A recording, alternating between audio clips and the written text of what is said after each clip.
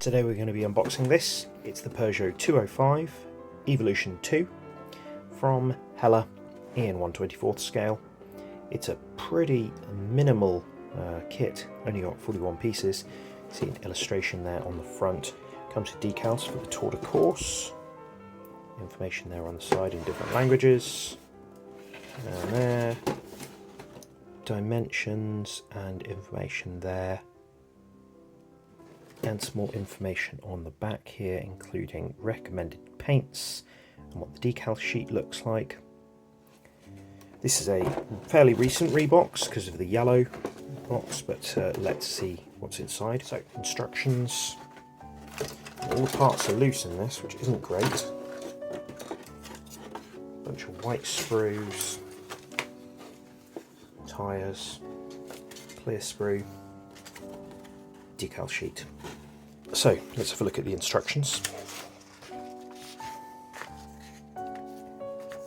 Whilst the Peugeot 205 was a family-style small hatchback, the 205 T16 was similar to the Renault 5 Turbo or the later MG Metro 6R4, as the small front-mounted engine had been replaced with a mid- or rear-mounted, much more powerful engine to make it suitable for rallying. The Evolution 2 of the 205 Turbo 16 incorporated the lessons learnt by experience and appeared at the 1985 Tour of Corsica. The French driver, Bruno Saby, won his home race and Peugeot's the 1986 Tour of Corsica. And with an unmanned weight of only 910 kilos and 500 newton meters of torque, this was enough for a 0 to 100 kilometers an hour sprint in just 2.9 seconds, whereby it made almost no difference whether it was on asphalt or loose ground. The 205 T16 was very successful, winning the 1985 and 1986 WRC titles. However, after 86, Group B cars like this were banned, but the 205 would go on to find success in the Dakar Rally, winning the 1987 and 1988 titles. Information there as well. So you've got recommended colours here. These are the Hella colours. They use the same colours as Humbrol.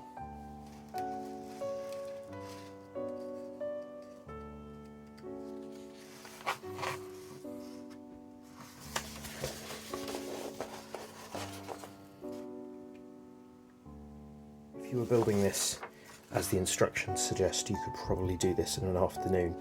There really isn't much to it. Here's the first sprue, and one of the parts has fallen off this. That's the gear shifter. So I've actually removed one of the wheels. You've got these kind of pepper pot style wheels on this, which actually look pretty good.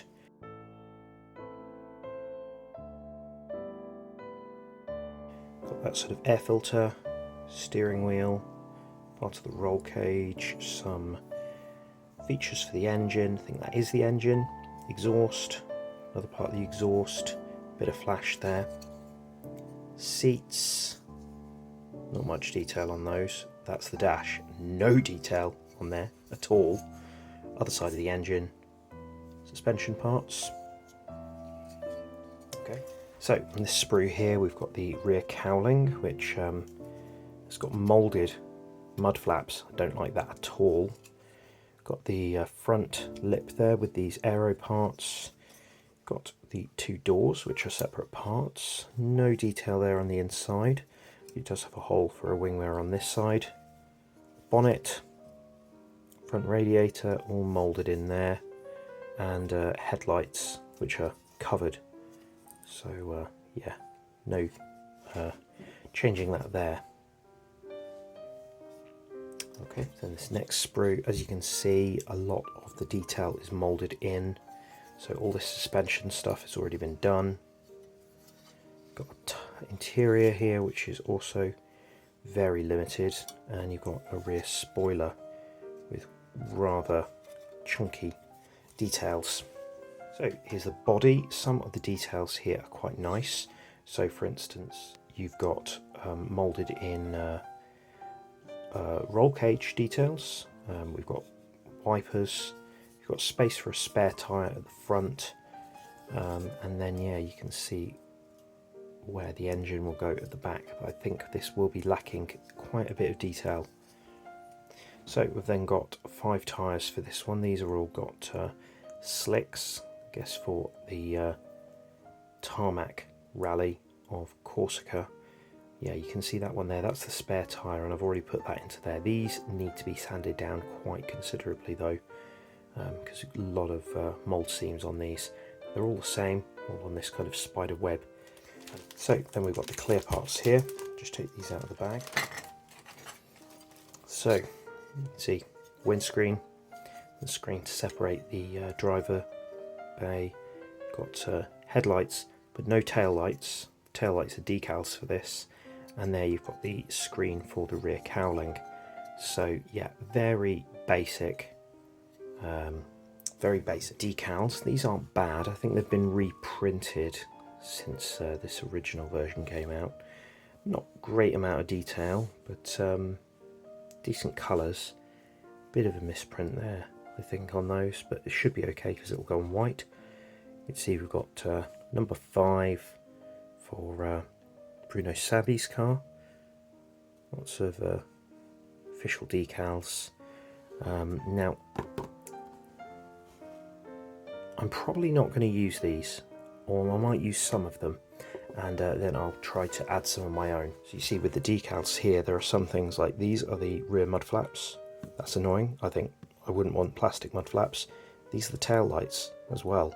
So that's a shame having decal tail lights.